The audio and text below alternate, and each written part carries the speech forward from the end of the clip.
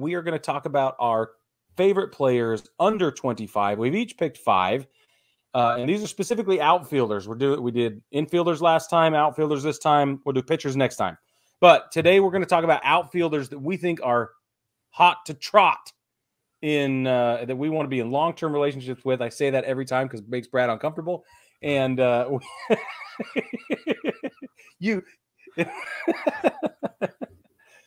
it's all part of the Valentine's Day series. I just can't let that phrase go. So funny to me. All right, Brad, let's get this first one out of the way. Last time when we talked about this, I blew it and tried to put Juan Soto in the infield somehow. So my number 1 pick for outfielders under 25 that I'm terribly excited about, cannot wait to see where he ends up after this, once he gets to sign somewhere, is Juan Soto. Yes, he was one of mine as well. And the thing that's crazy, he's only 23. He signed with the Nats until he's 25, and we're already like, he's not going back to Washington. No, we know they're not going to pay him. Yeah, exactly. It's very exciting.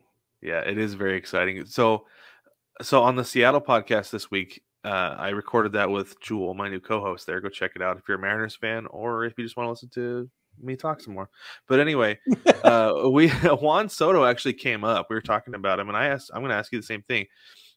If Scott Boras walked into your office and you're a GM and you have the money and he says, I want 15 years, $500 million. I can't remember if we talked about this. Would you take that?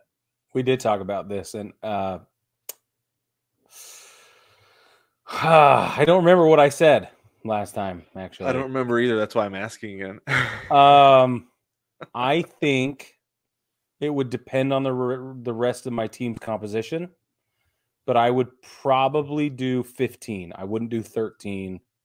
I wouldn't do less than 15 years for that much money. Right, because that's $33 million a year as opposed to 13 years is 38, I think. Yeah, I wouldn't. So it would have to be 15. Yeah, for $500 million, it have to be 15. Yeah, I absolutely agree with you. Same? 100% I agree with you. Yeah. Which is funny because I'm sure he'd be like, yeah, absolutely, I'll take 15 years. Yeah, of course. Well, and, the CBA stuff is killing me, so I don't know. That's going to change everything. But yes, it will. Definitely. Who you got next, Brad?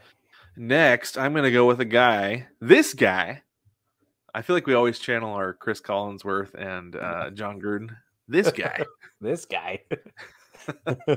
He's going to be 24 this year. He's coming off of a torn ACL in this last season, but I don't think it's going to set him back at all because he's young and he's athletic, and his name is Ronald Acuna Jr. That's who I was going to say. With the Braves. Yes. He's one of the best outfielders in the game outside of his age bracket. Yes. So he's like I said, he's only going to be 24 this year. And the Braves have a really good thing going. They kind of robbed him a little bit with that really team-friendly deal that they gave him. Super duper team-friendly. Big time. Big time. Ugly.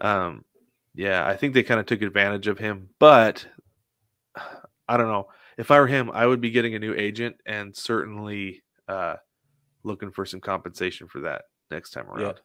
Yep, I agree. I love it. He was on my list as well. Super exciting. I don't think the injury is going to hold him back because he's young, but maybe I just am worried about, will he still loaf? Will the injury encourage him to loaf? Oh, coach, my knee. More. Yeah, or is he just gonna step up and will this break give him the opportunity to, go back and realize how good he has it? I don't know. I think that one incident was enough. The backlash that he got from that was pretty ugly. Was enough for him, to never do that again. And now that he's stepped away, right? He's been forced out because of an injury. I wonder if we're going to see him really, count his blessings and come back. Yeah, hard to trot. I agree. So I think you're right. That would be pretty cool. What? Hot to trot. Hot to trot. I know. That's twice now. Yes. Okay. My next one, since you stole mine, I'm going to steal yours. This guy Okay. is an outfielder. No surprise there. He's left-handed outfielder, actually. Throws left, bats left. He has a career WAR of negative 1.8, as a matter of fact. So don't hold that against him. He is 22. This season will be his age 22 season. He's projected to have some incredible second-year numbers. And it's Jared Kelenic. Oh, wow. Yeah. That surprises me. Yeah, like the only reason I shouldn't say this. There are several reasons I don't have him on my list, but one of them is because he really struggled at the beginning. I think he's going to come back and have a pretty good 2022. I think, especially if we have a shortened 2022, which is looking like we're going to have, it's going to serve him better. I don't know if it's because there will be more pressure or less pressure. I don't know how he's going to interpret it, but I think we're going to see a lot of good out of him this. And not just 2022, but I'm looking at him. I mean, he's going to be 22 years old, for crying out loud. The guy has time to grow and mature and become everything we hope he's going to become. So, I just think that as a guy, we're talking about outfielders under 25. This guy is going to be something special. You've been saying it for years, way before anybody else knew what his name was. First round draft pick. It's going to be awesome. It's going to work out. He is going to be, especially if what we saw from him in September is even like a glimpse into the future with him. Yeah. Look out. Yep. Look out. So I was going to save this guy for the end, but I feel like I have to kind of justify why I didn't put Kelenic on my list. Part of that was because I didn't feel like I could have more than one Mariner on my list, right? Ah, okay. Well, good. This guy has not seen a major league dugout, has never seen a major league clubhouse outside of spring training. Okay. Whoa. Yes. Yeah, you heard that right. I did. And I am the president of his fan club. I absolutely love this player so much, especially after having watched him live last year during spring training. This guy is Julio Rodriguez. Oh, I knew it. Brig, I am infatuated with Julio Rodriguez. Would you like to be in a long-term relationship with him, Brad? I would so very much. And the thing that's crazy, this is the thing that's crazy, is that Jewel and I always refer to Julio Rodriguez, Jared Kelenic, and Kyle Lewis as the Holy Trinity. Yeah.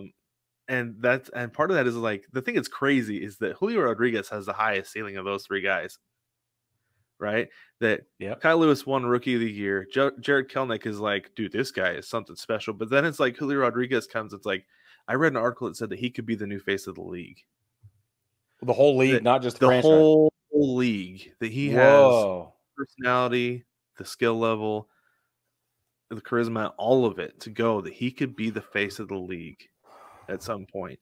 Wow. And it's really, really weird as a Mariners fan to be like, man, this guy, because he's number 2 in MLB's prospect pipeline right now. Yeah. And it's really weird to be like, but where do they put J-Rod when they call him up?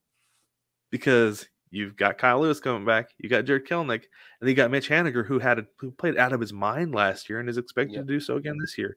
It's like, where do you put him? So it's not a problem the Mariners have ever. That's true. So the solution that Jewel and I came up with this weekend, the episode actually dropped today, was platoon Haniger and Kyle Lewis as your DH. Put J-Rod in right, put Kelenic in center because that's his natural position, then kind of rotate those other guys in left. But anyway, though, when he gets called up, because I don't know that they're going to be able to hold him down in the minors for too long this season. Especially if there's adjustments to service time manipulation, look out. I heard his last thing with him. I was listening to a Mariners game on the radio in 2017. It was a spring training game. It was his first at bat, and it was clocked at the first pitch he saw. He smoked to the shortstop as like 108 off the bat. I think is what I heard. First pitch he saw off a big league pitcher. Wow. Yeah. So. Look out. That's amazing. Take the league by storm. That's amazing. I'm excited about that for you. I'm so excited. And I am. Because you guys need this. you guys need to get into the playoffs more. So bad. And the Holy Trinity is going to take them there. Yeah, and JP Crawford and Robbie Ray. Right. That's right.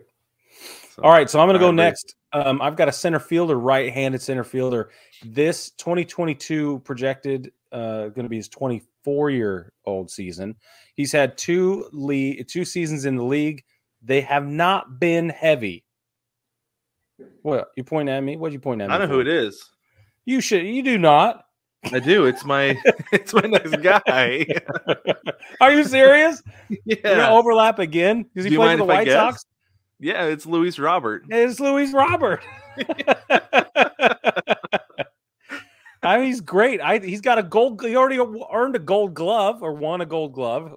Won? I don't know. He won number 2 Rookie of the Year voting his first season in the league. That was 2020 shortened season. He played 56 of the 60 games that year. The dude is awesome. And even though he had a 32% strikeout rate last season, I still don't care. He's young. This season will be his number 30, his third season in the league. He's going to be awesome. Watch out. Well, so you bring up that strikeout number. That's actually down from his rookie year. So he is improving as far as that goes. But no, there was a lot of chatter about how he should have won the Rookie of the Year over Kyle Lewis.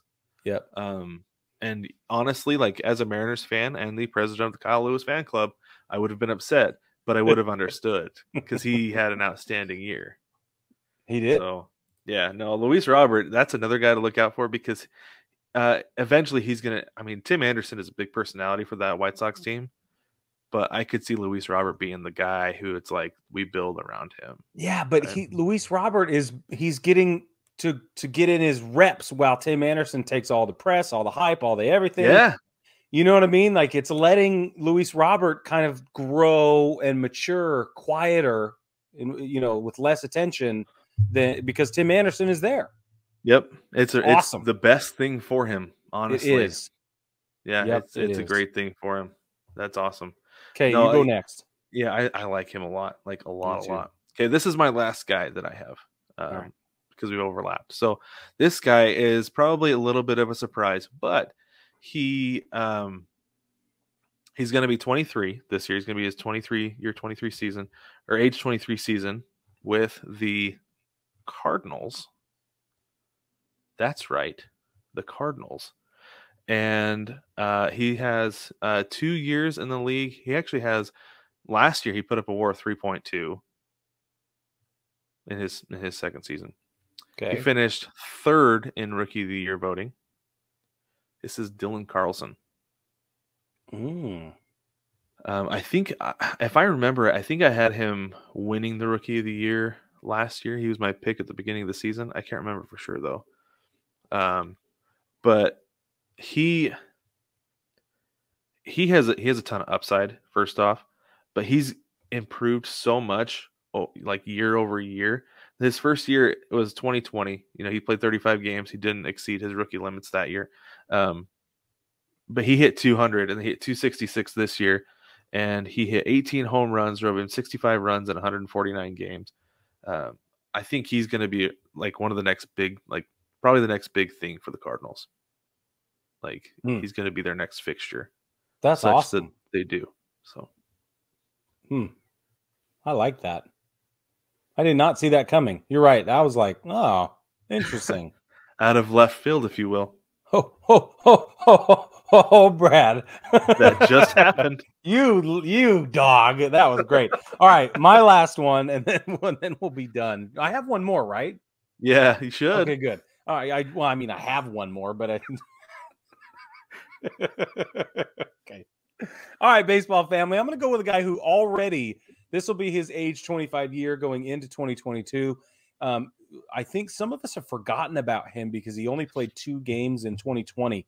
And that was obviously because of the pandemic and he chose to bow out. But he played a full season last year. He won Rookie of the Year in 2019. It's Yordan Alvarez. That's a solid pick. I mean, he's a problem. He's a problem. And I think we forget about him because of 2020. I mean, he only played those 2 games, but he's not involved in the 2017 issues. in Houston. Right. He's young. He's a huge issue for anybody that comes to face him. He's got a 6.9 WAR right now. In 2021 last season, he batted .277, which is down from his Rookie of the Year 313 season. And I think that because he took a year off, right, it's going to level back out. And I'm excited to see what comes. I don't think he's going to stay in Houston forever, though. I think he's going to move away from being a full-time defensive player, an everyday defensive guy, and I think he's going to end up as a DH somewhere in the National League. That's what I think. Well, so there's a reason he's not on my list, and that is specifically because he spent more time as a DH than he did as an outfielder last year. That's right. But with the universal DH, it's going to save his bacon, and that's where he's going to end up. Yeah, he doesn't have to play in the field at all anymore. He could not be the anymore. Next. I mean, he doesn't have to be a baseball player. Forgive me, everyone, for saying this. That an Astro might be the next Edgar Martinez of more power, but he could be. He could be a career DH, and there would be no problem with it for him anymore. He might literally be the first career DH since Edgar Martinez. Yeah, he could. So this last year, it's crazy. He hit 33 home runs and drove in 104 runs. Yep. Like, he was the guy as a Mariners fan that I get nervous when a lot of those Astros come out to the plate against the Mariners. Like Carlos Correa every time, Alex Bregman a lot of the time, Jose Altuve a lot of the time. But this dude, every single time, it's like he's gonna freaking crank it. I just know it. Yeah, you have to. Your rotation revolves around how often he comes to the plate. Yeah, it does. It does absolutely.